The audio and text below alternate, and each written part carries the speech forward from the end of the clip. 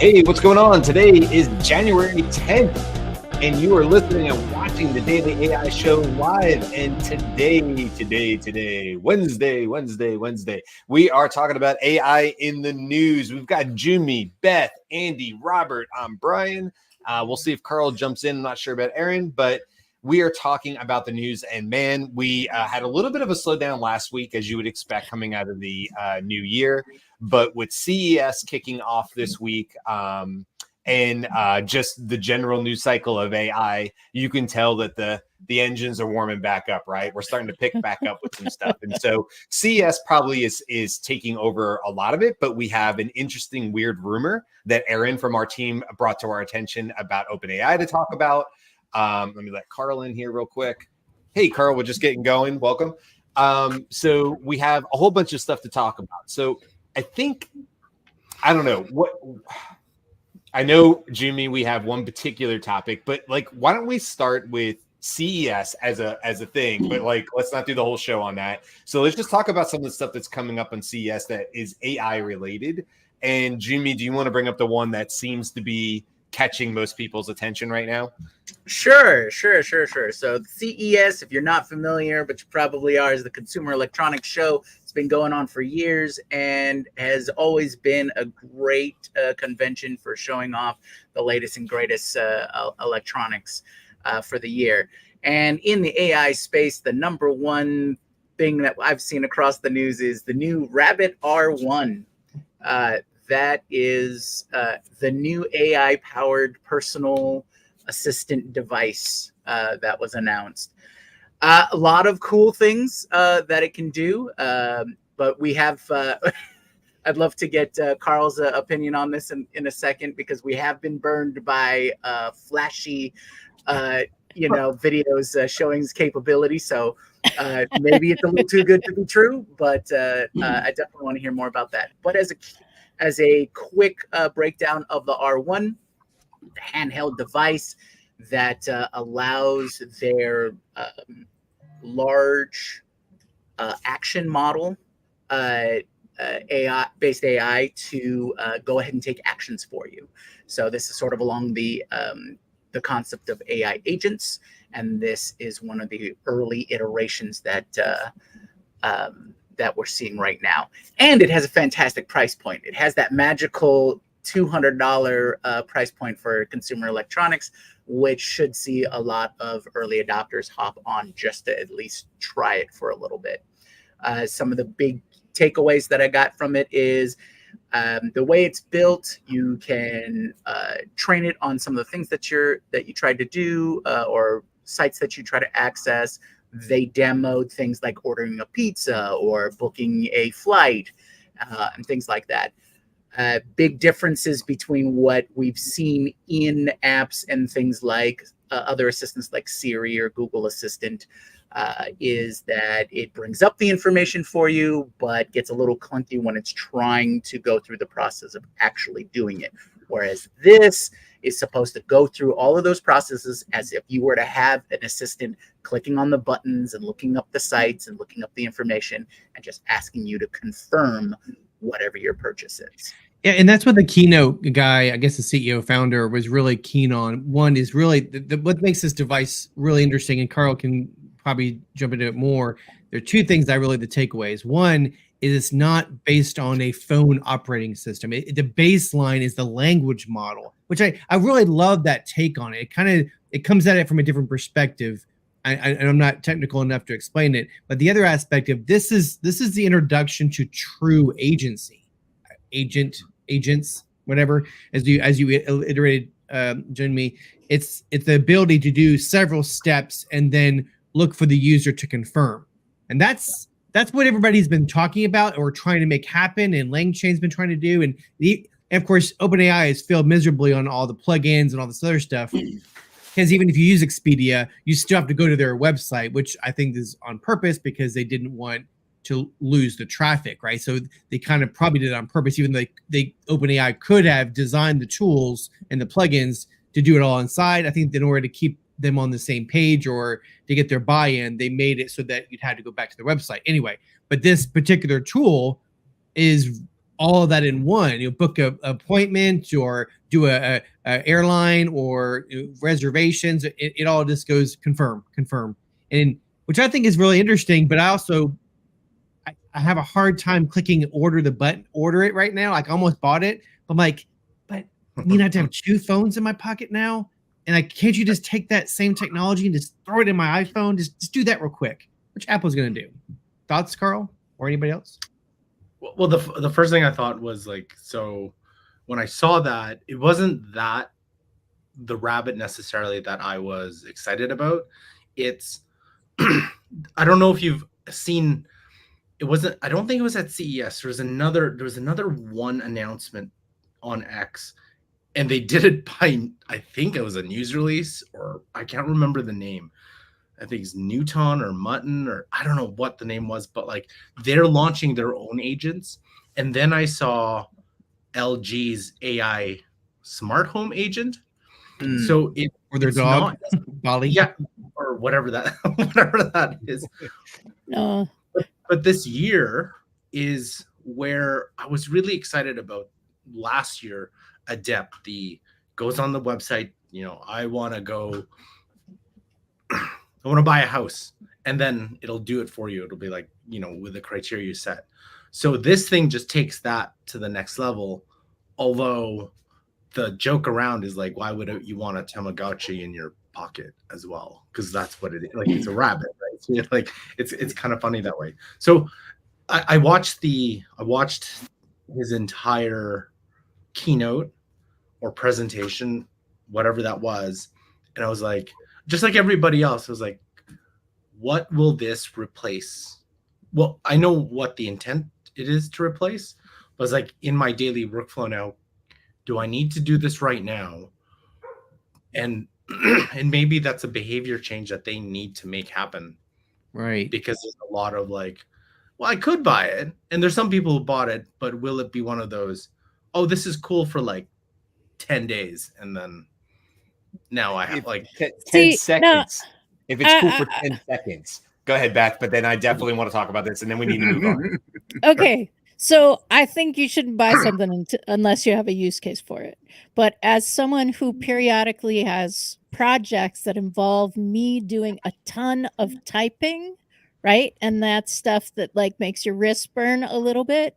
The ability to like just hold up like a $200 thing, just hold up something. I don't have to program the macro. I don't have to do a bunch of like where it is on the screen, right? Pick where the mouse is out of like 8,000 parameters on the screen. I just need to be like, okay, learn this thing. Now we're just going to do it 50 times.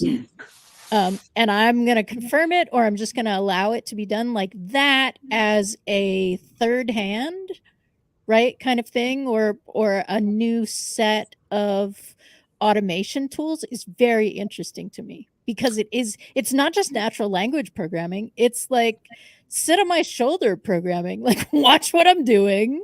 Got it? Let's try it. I'm happy to correct you a couple times if you can now do this for me.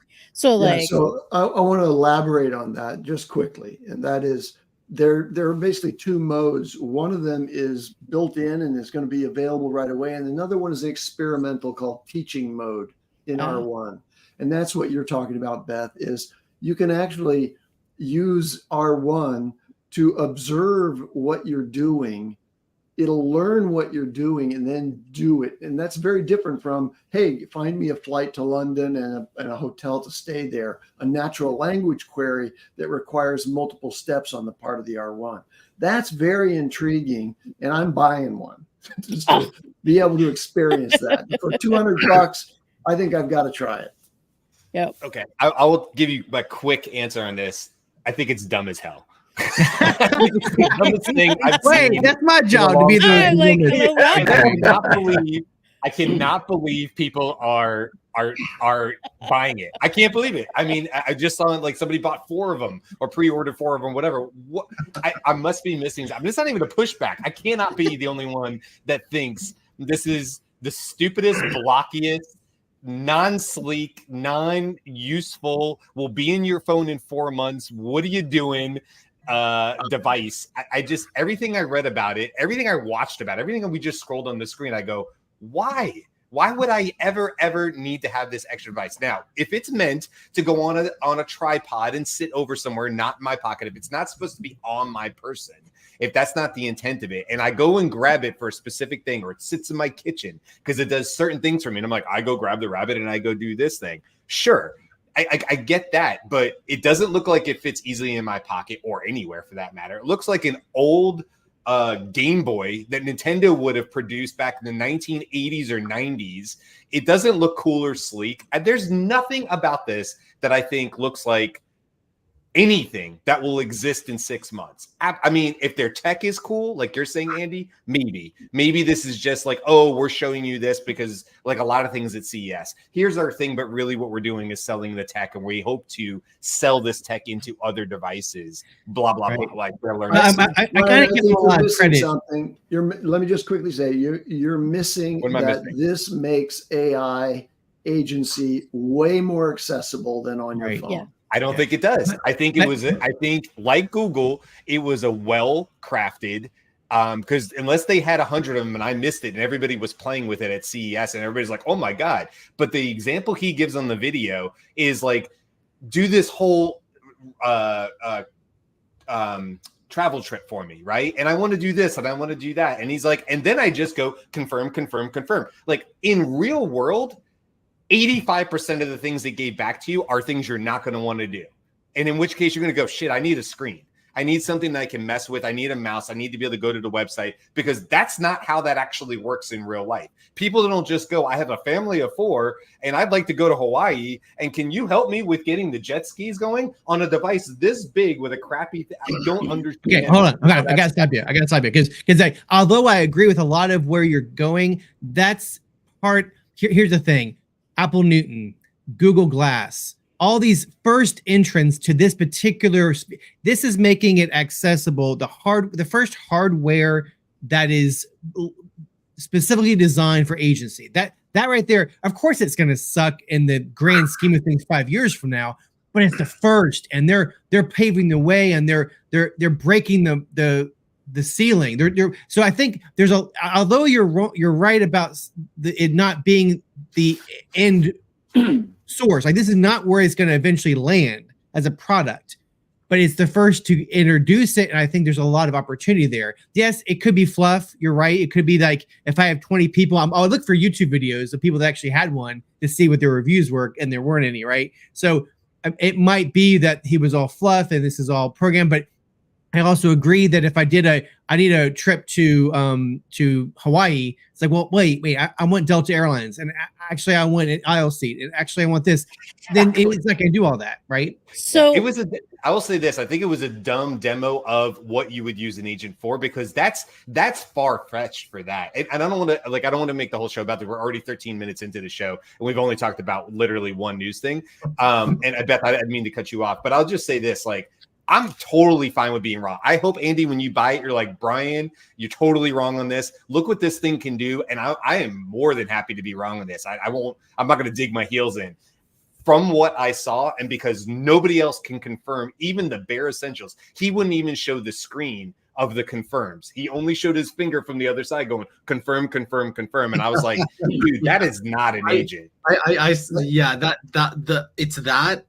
But what you said too, Brian, in terms of what can this do that cannot be replaced. So if I saw this as Apple, I'd be like, yeah, either they're working on this in their operating system, which to me is the best play you could possibly make, Alexa 100%. Or whatever, to just because you have the devices, and it's hard to get these devices, like you were saying, like, it's hard for you to see stuff on it, right? It's like, it's pretty small to begin with. And yeah, it's kind of like the old iPods or the iPod Nanos, but like he's hoping to get bought out by Apple. No. The reason that you are all wrong is because your phone can only have one audio channel at a time. And this is a second interface audio channel for you. And that is not going to be solved by Apple or some like that's going to need more tech than what we're talking about. And for $200, I don't care if it's orange. I don't care if it's a walkie-talkie, right? Like I'm not there for the aesthetics. I am there for the function And remember what I that think it will do. $200 in this particular model is all you pay. Less than what it costs for ChatGPT Plus for a year. Less. That's a fair point. How do they do the language model All right, then? move on. Because well, okay, one more thing. So I do want to give him credit that he created its own large action model. They're calling it, right? But here's the thing. I like to test my models. You know, I want to know. I trust GPT-4, the output. I sometimes don't trust Llama, right, or a Bard, and so I'm buying a device that's tied to a language model that I haven't really tested. I'm not sure if it's accurate. I'm not sure if it's going to do what I want it to do. So that's where it's a little concerning. Okay, moving on. GPT-3. So much. Like we don't know. Like, yeah. Sorry, I know, Jimmy. We got to move on to another topic here. All right, No. Hey, I could talk about this oh. the entire show. I think there's a few more points that we really need to cover, Well, and that's number fine. one is the behavior change, and also that this product is probably not for us. It's made by Teenage Engineering, right, which is a super hot design team right now. It's screen and all of those kinds of things. Brian, when you were talking about your position, all I was thinking was, this is what the BlackBerry users said when the iPhone came out. You know, it's that shift. You're a BlackBerry user. Speaking of iPhone, today is the anniversary. In 2007, on this day, the iPhone was first introduced. That's amazing. That's the Also, thing that just I remember my buddy pulling it out of his pocket and showing it to me it was his parents' anniversary.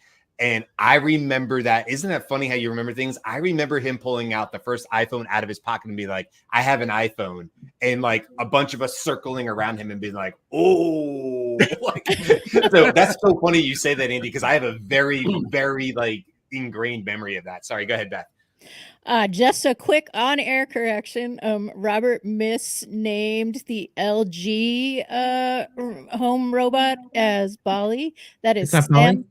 Samsung's home robot is Bali. And Oh, I'm sorry. LG's is Rosie because Okay. they almost have these And names. there's an Ollie too. Somebody There's has an an Ollie. Ollie? I remember seeing that too. There's a here's another thing I'll Dobby. say. If you want to stay on the rabbit thing, I Dobby. said this before we went on air to Jimmy and Beth. Dumbest name ever. How are you going to call something a personal assistant and call it the rabbit?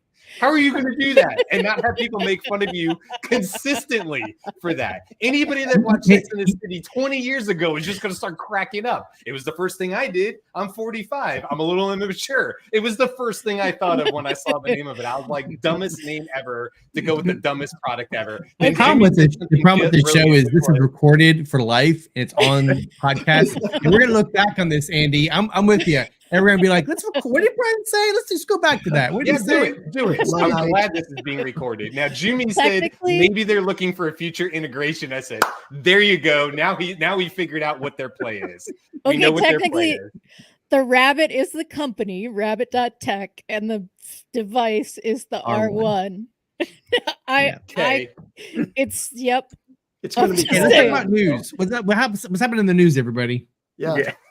Okay, here I've got some news from CES because that's the theme here. We've got magic mirrors. There are two announcements about magic mirrors. Okay, and the idea for the first one is from Neurologics. It's a 21-inch high mirror. It's intended to be used in health clinics and elsewhere, but you sit or stand and you look in the mirror for 30 seconds, and AI does a full analysis of your facial, the visible impacts of facial blood flow, and it can measure your blood pressure, your heart rate variability, all these things. And it gives you basically a quick and easy non-contact assessment, no blood pressure cuff squeezing the heck out of your arm. And this is the idea that AI will be able with the tools that AI has in the code underneath it to take an image and do something really impressive with it. Okay, great. Thanks for the imagery there. That's super that we have some stuff on that. The other one is from a company called Barracuda. which does expression analysis. Remember that your facial expressions are really complex. A huge part of the human brain is associated with identifying and analyzing the facial expressions of another human. Well, this is an AI that's doing that, and then it can give you advice on what your current emotional and mental state is, and provide in response through the magic mirror. It can provide some guidance, like a guided meditation, for example.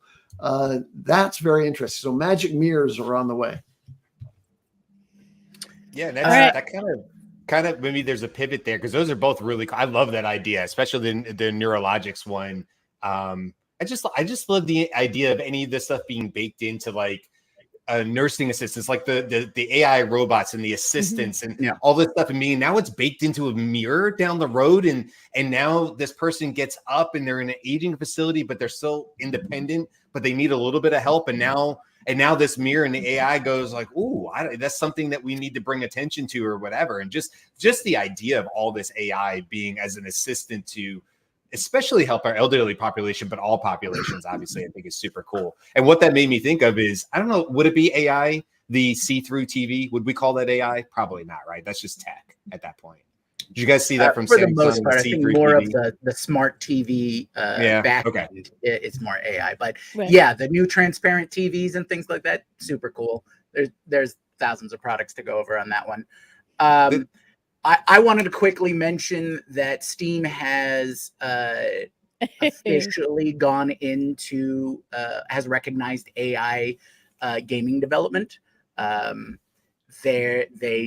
They officially released a stance on how they would include AI developed games onto their platform, which with those guidelines, that opens the door for a huge platform for people, lots of independent developers to put their AI games out there. For sure. That's a smaller story there, but I have a lightning round if I could, real quick, guys. I'm gonna go through some articles that make it really quick for everybody who's listening. So the first one I want to mention is the AI Literacy Act is being presented in Congress. What that looks like, don't know. We'll post this in the show notes. So I think that's interesting that they're actually slowly but surely creating a bill about AI literacy. So that's important. I want to mention that NABLA raises another $24 million. NABLA has a language model for doctors. The way I have made notes of it, it says that Paris-based startup NABLA, specializing in AI technology for healthcare, Copilot assists doctors by taking notes and writing medical reports during consultations using speech-to-text technology and large language model for processing. The reason why I want to mention this is because I had Christmas dinner with some friends of mine who are doctors, and they're like, "Oh, AI is not going to do this, that, and the other to my job." It's like, it kind of is. You're in the crosshairs, so that's important. OpenAI came out in kind of rebuttal to New York Times. There's a lot around this. I'm sure y'all could have some opinions or thoughts on their post, but they're basically saying that they cherry picked some of the results of the plagiarism that they talked about. They talked about other things too. So I think it's important to read their blog post about OpenAI's response to New York Times trying to sue them. Not to mention other things, but anyway, Apple is made known throughout. I had actually a Mac Rumors article as well that I didn't get to share, but they are planning on integrating AI into their Siri come the Worldwide Developer Conference is the rumor. So that's something to think about. And lastly, China, NVIDIA is to launch a new China-focused AI chip. As you know, the U.S. has put a lot of sanctions on NVIDIA selling chips to China. Why this is a big deal? First off, they're actually downgraded chips. They're not as fast as the ones they're selling the rest of the country. But the fact that they're creating a chip specifically for China is kind of keeping them in the game. Well, they're quite frankly very well much in the game. So there's a few articles I thought I'd throw it for everybody to listen to. A couple of quick ones in the automotive side of things. Both BMW and Volkswagen announced that they're getting some AI integrations. Volkswagen is putting in a AI assistant or chatbot, as they call it, in their new vehicles, and BMW is working with Amazon to do a connection with Alexa. Yep. And also about Alexa, Amazon announced new chatbot features integrating with characters.ai so that you could do some customization there, some custom like 20 question game kind of thing where it can personalize the experience for you. I did try last night and she offered me very inappropriate, not AI things. Like, I don't know that. Would you like this? No, it's midnight. No, absolutely not. Whatever you've just said. And now she's sulking and won't turn on. So, there's that. Who is this? Who's she? That's Alexa. Oh, okay. Yeah. Oh, and now she's gonna no. Yeah. Don't come on now because that's the wrong time. Okay. Have they What upgraded? I would like to show is the thing that I am super excited about. Oh yeah. Teleportation? We wish. Hologram. This is a Yeah. holodeck, and you can now see that the Okay. man is over there. That's the live. Yeah. I thought That's that was wild. amazing. Yeah, Howie Mandel has been like they hired him as like for whatever reason he's been sort of a spokesperson for that company, and so I keep seeing things with him in it. I guess that's good marketing because I remember it.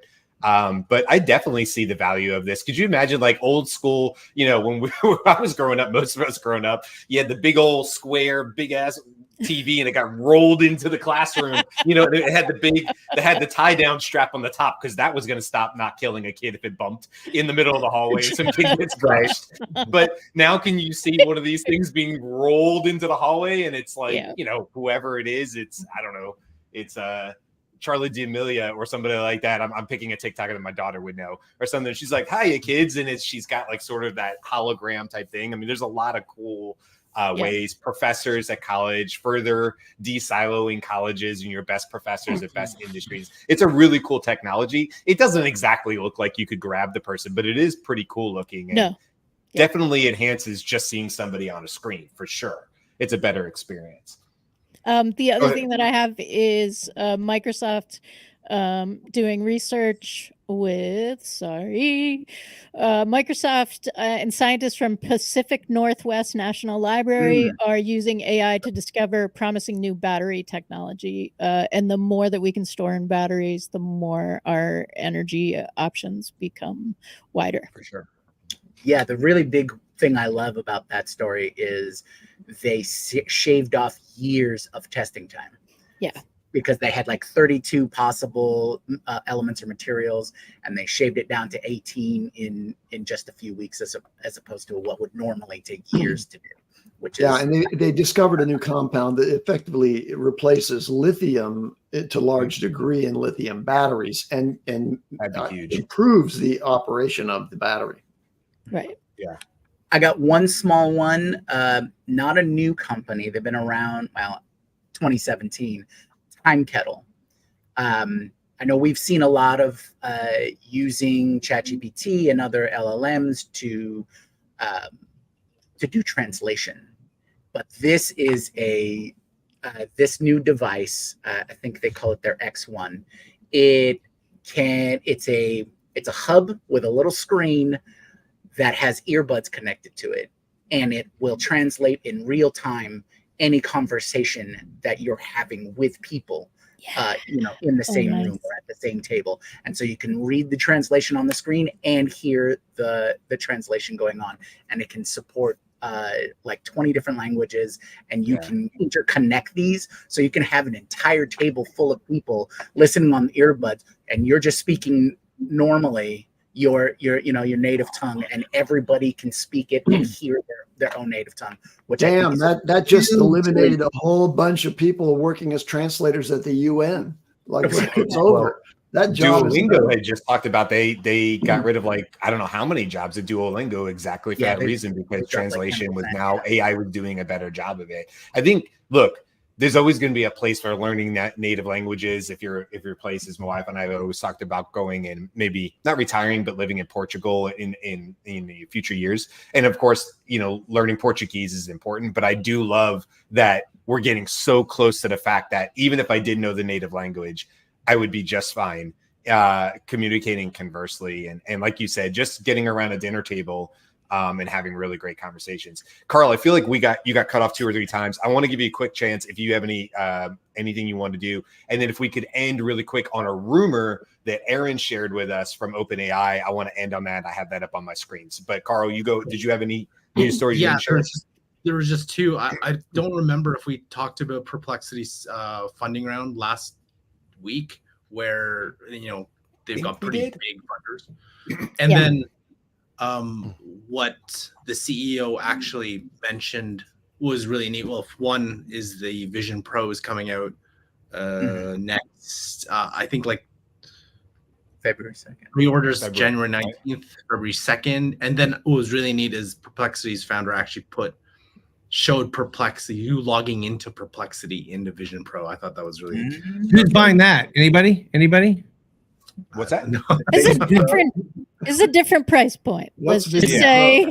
I mean, I would love it. I would hope somebody does on this crew, because then we can all learn from it. But no, it's outside of my price point. I think it's super cool though. I'm really interested to see what it does. Oh, you can do payment. Let me share this really quick. This is more. This is totally rumor. We cannot confirm this whatsoever, but I think it's interesting and it's worth bringing up really quick. Aaron shared this. Couldn't be on the show today, but he shared this with us, and this is one of these deals. I'm going to explain it because I know I'm sharing on the screen, but for our listeners, basically one of these deals where OpenAI inside of ChatGPT popped up a screen for a bunch of people, and then it disappeared. So what does that mean? Well, we've seen this before, and sometimes it doesn't mean anything, and sometimes it actually is a good insight. So what is this? Well, it says, this is what the screen says. It says your GPT can now learn from your chats. So then it has a couple of sub-bullet sections. One is keep the conversation going. Your GPT will carry on what it learns between chats, allowing you to provide more relevant responses. It's going to improve over time. As you chat with your GPT, it'll become more helpful, remembering details and preferences. It's going to manage what you remember. It improves responses with your chats. It says your GPT will continuously improve as you chat, picking up on details and preferences to tailor its responses to you. So to modify what your GPT knows or teach it something new, just tell it stuff like, what do you want to know about me? Where did we leave off on my last project? Remember that I like concise responses. So completely rumor. I want to make sure that's it's not news in the sense of this is coming, but it's interesting because I do see it as a natural next step towards agents, which we heard OpenAI say and Sam say at Dev Day is what their focus is. Go ahead. And we do know people for whom that screen was turned on, like in the AI exchange. So like that isn't a rumor, but then it was turned off, right? Like, so people are like, hey, you get this? Now it's gone. So that's a very OpenAI thing to do. Yeah. You saw it as well, Carl, for you? It showed up for me and I pressed continue. Okay. And I was like, oh, that's very cool. But I never checked it. And then I saw the notes saying that like, oh, it just disappeared for everybody. So it's like, oh, okay. But it's there. We all just, whenever it's going to come out, it's going to come out. Well, so that's interesting because it's not just one person. We feel fairly confident somebody just didn't, Photoshop this screen or create it or whatever. It actually existed somewhere, and then it was maybe accidentally turned on or turned off. Anyway, this seems like a very natural next step. It's very, Andy, this seems to be almost like a move towards Pi, which is, oh, I have a memory of you. I'm going to learn about you. Pi is really great about coming in 4 months later and saying, hey, Pi, what were we talking about last time? And Pi will be like, great, this is what we're talking about. It has that long-term memory. So I see this as a very natural next step for ChatGPT. It makes sense to me. I hope it's legit. I hope it's something that comes out. It seems to be very well placed with custom GPTs and the marketplace as well. So any other thoughts on that, or we want to leave it there? That sounds good. Yeah, I think that sounds good. I just want to say hi to Anne and Gwen for joining us this morning. Thank you. And yes, Gwen, you're right. Time Kettle, Star Trek. I agree. Um, First step to Star Trek. You're right. yeah, and Ann had jumped in, and thank you for jumping on.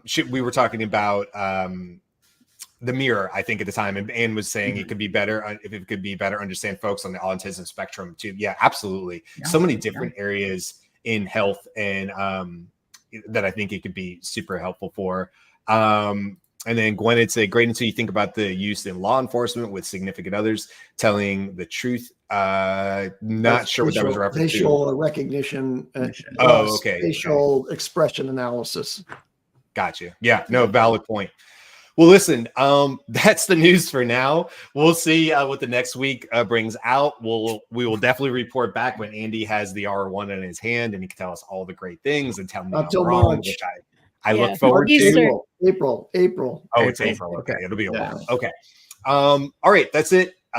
Tomorrow we are hoping to be talking about the OpenAI custom GPT. What's not workplace? That's the word. Store. The store. Thank you. I kind of was like, what is the word for that? The store.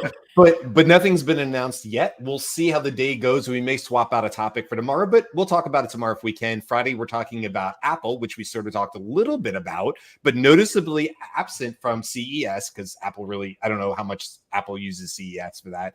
But is this the year of Apple? Is 2024 when we end the year? Is everybody going to be talking about how Apple just crushed everybody in AI? So we'll talk all about that on Friday.